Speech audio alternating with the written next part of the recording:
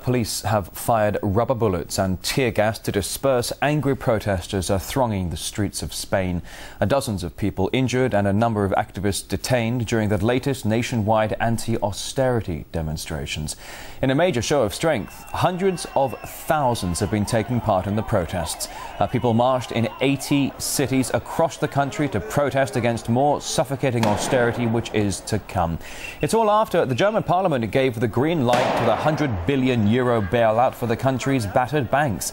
The EU's finance ministers are now expected to approve the conditions for the financial lifeline to Madrid. Let's get some more details on this now and talk to Carlos Declos, sociologist at Pompeu Fabra University. Thank you for coming on RT today.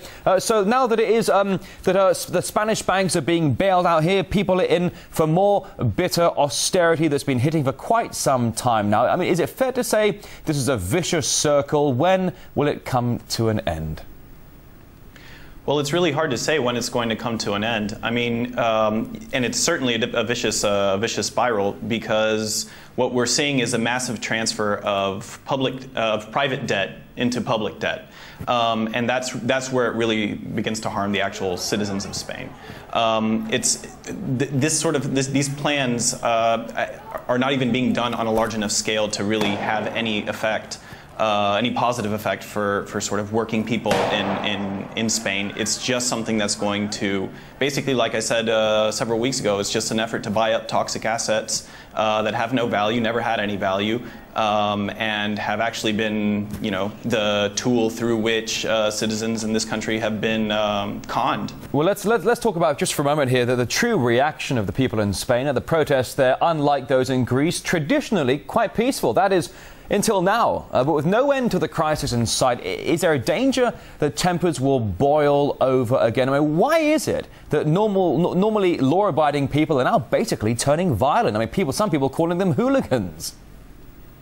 Yeah, well, I mean, it's because their very livelihoods are what's at stake. I mean, the people, when you take their food, you take all that they have, you take their homes, they respond quite viscerally. I mean, yesterday, what we saw in Madrid, for instance, wasn't violent anarchists in a group that decided to burn a bunch of dumpsters. What we saw were police charging against other police, protesting police. We saw them charging against firemen and women.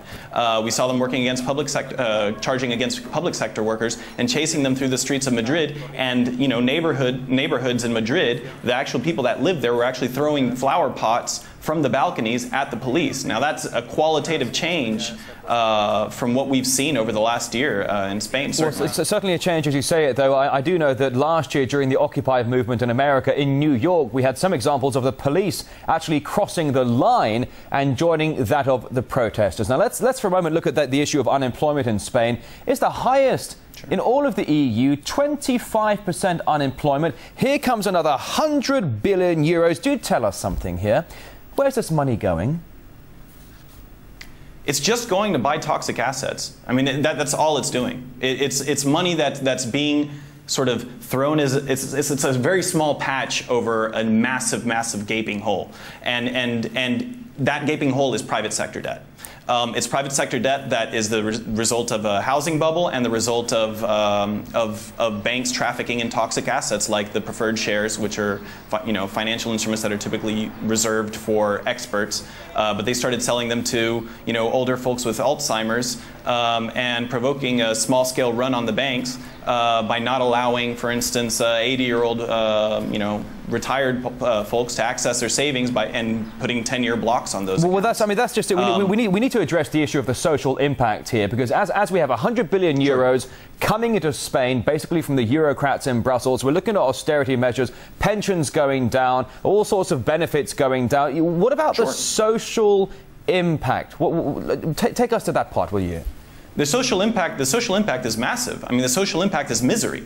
I mean, the reason I guess I don't want to expound on it that much is because I think it's kind of obvious if you're here. I mean, you see people living in ATM buildings, right, in little ATM services, and you see them living out in the streets, looking in the trash, for food. I mean, these are people that 2 years ago were working. okay, and they were working and maintaining families, and now their very livelihoods are threatened, and of course tensions are going to boil over. I mean, I think what's surprising is that we've gone a whole year and really seen mostly peaceful protests, but what's happening now at the social level is, you know, last year we were talking about the indignados. Now it's not just the indignados. Now it's public sector workers. It's really all of society that's coming together. That's why you had over 1 million people in the streets yesterday, and that's why you had, you know, actual fractures opening up within the actual state structure. Well, I mean, it truly is. It's absolutely astonishing. As you say, you know, upwards of 1 million people out onto the streets. As we've been talking, we've been showing these pictures here of basically Molotov cocktails, shops on fire, all sorts of people breaking through barrier lines. The social levels you've addressed there, but what about the political levels as well? Because many have been calling for the removal of Prime Minister Rajoy. Is it the question of his personality or of the political system itself that's failing? And frankly, does he have any control? I mean, is his control based in Brussels? His control is entirely based in Brussels at this point, and I mean, when I say that, it's because there's a real crisis of the institutions in Spain. So no, it's not just limited to his personality. He actually practically has none. He's a perfect Eurocrat in this sense. He's a guy whose main personality is just sort of being the guy who lost to Zapatero 2 times. But beyond that, what we're seeing is, you know, judges caught up in corruption scandals for using public money to kind of have 20 party weekends, right? That's the head of the equivalent to like the Supreme Court or whatever. Then we have bankers that are on trial as well, with 33 members of Bankia, for instance, on trial, who have been members and ministers of the government. I think certainly when you look at the amount of people on the streets, and then you talk about these people in the upper levels who are being held to account, perhaps at some point at the end of the day, maybe some people will be held to account. Carlos Declos, sociologist at Pompeu Fabra University in Barcelona, live on RT. Thank you very much for coming on the program. Thanks for having me.